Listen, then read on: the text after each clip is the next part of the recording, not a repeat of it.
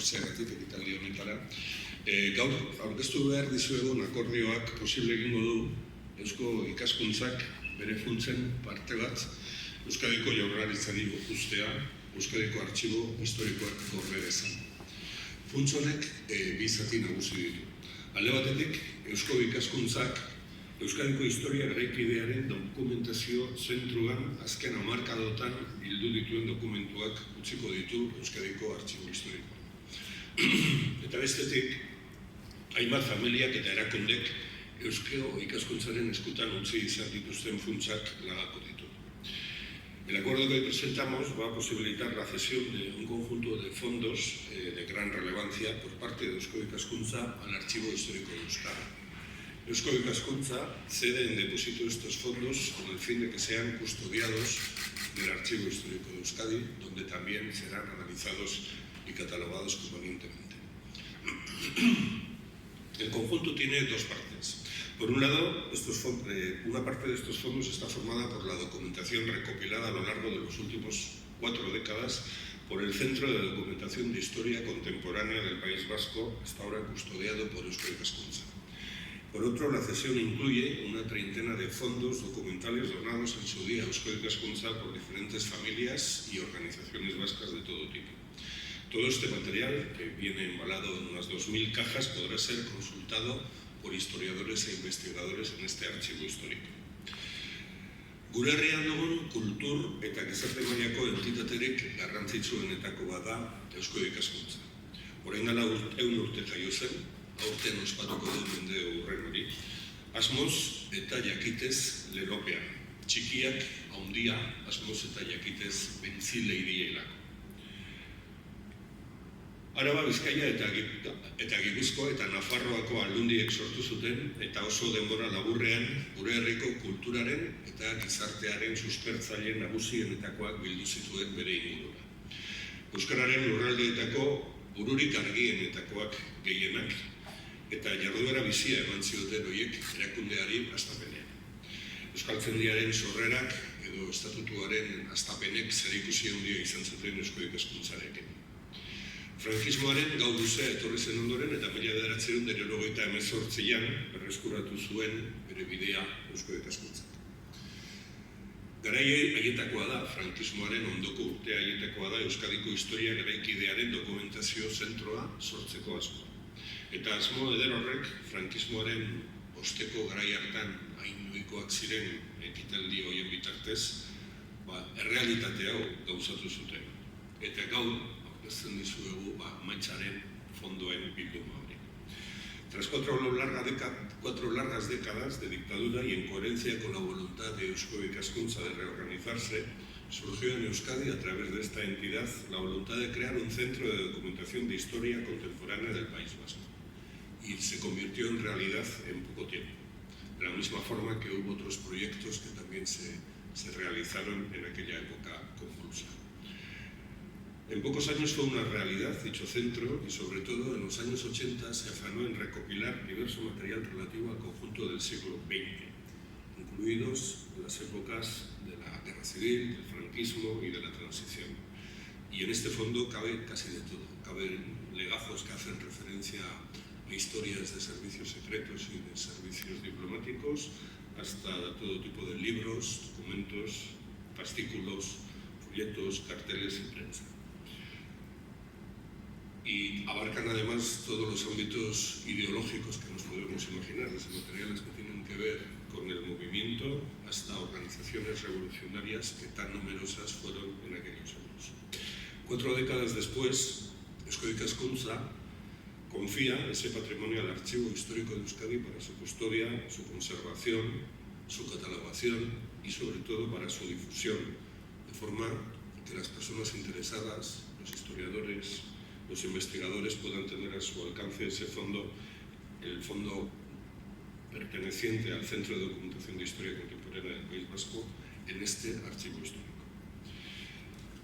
El material recopilado de esa parte del conjunto de fondos cedido por Eusko Ikaskuntza incluye, por un lado, una biblioteca especializada de gran calidad que consta de más de 8.000 libros y más de 2.300 números de publicaciones periódicas. Incluye también una recopilación de documentación del periodo comprendido entre los años 1936 y 1980, conservada en 175 cajas con documentos procedentes de muchos lugares, pero entre ellos de la Casa Baroja de Donostia y del diario La Voz de España. Incluye también una colección de carteles y una hemeroteca reunida en unas 400 cajas. Además, cede Eusko Ikaskuntza en depósito una treintena de colecciones de familias y organizaciones vascas. Adibidez, familia funtso bien artean daude, Santiago Funtsillos, politikari nafarraren funtsa, Eugene Goienetxerena, Eva Forestena edo Arteaga Aznar funtsa bera. Hainbat alderdi politiko eta sindikaturi lotutako material ugari ere badago. Adibidez, CAS, organizazioaren irukutxa, ORT, Organización Revolucionaria de Trabajadores erakundeari lotutako beste 89 kutxa, eta gure posa, artxibo historikoaren posa da batez ere erakunde hau are erreferentzialagoa bihurtuko delako material hauek hemen izanik. Eusko Ikaskuntzari eskerrak eman nahi dizkiogu, ekarpen honegatik, eta konpromisoa hartzen dugu material hau behar da bezala zaindu eta bere erabilera publikoa bultzatzeko. Eskertuta gaude beraz, eta hala adierazten nahi dizut, Iñaki Alonso, Eusko Ikaskuntzako presidente bezala, eta zure da orain hitzak.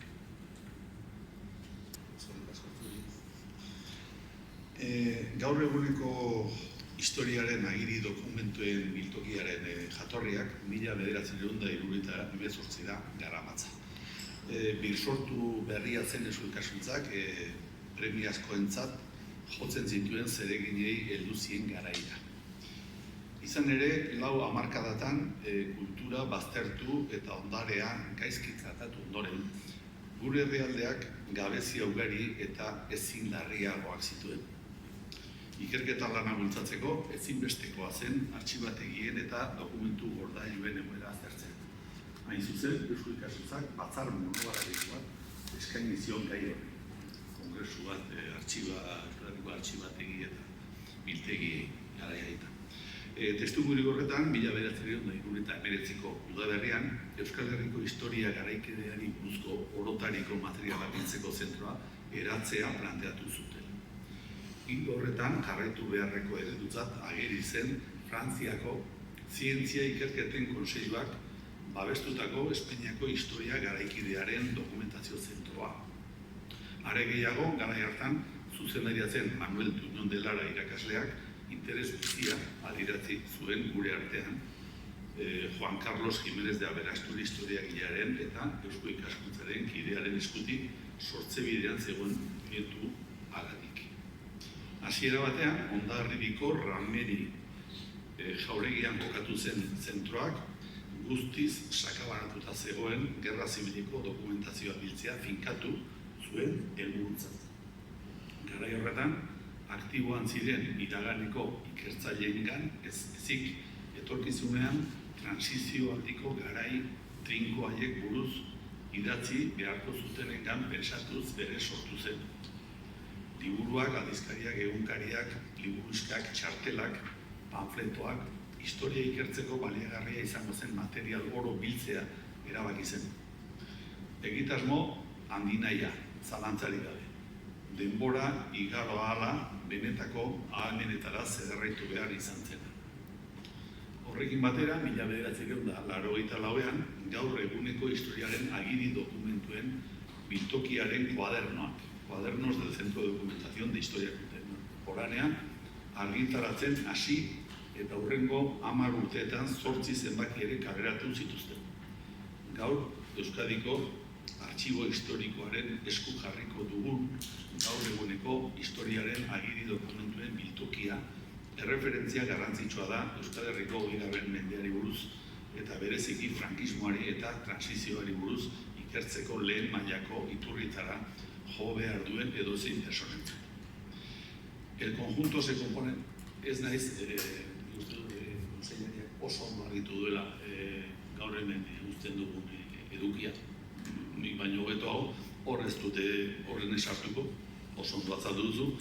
Eta ja, bukatzeko, gaurtik aurrera, gaur eguneko historiaren agiri dokumentuen biltokia Euskadiko artxibo historikoaren zaintzapean geldituko da. Beraz, bertako eduki osoa ikertzaile guztien esku gelditzeko. Eta aldi berean noski, esku eskeratutak urte askotan bultzatutako proiektu bat esku oso horretan uzten dugula pentsatzen dugu. Eta ya bukatzeko, desde Esku Ikaskuntza, queremos agradecer al Gobierno vasco por su interés y rendir reconocimiento a Juan Carlos Jiménez de Aberasturi como artífice del centro y agradecerle por el tesón y la constancia con que a lo largo de tantos años ha peleado por él. Eskerrik asko denoi.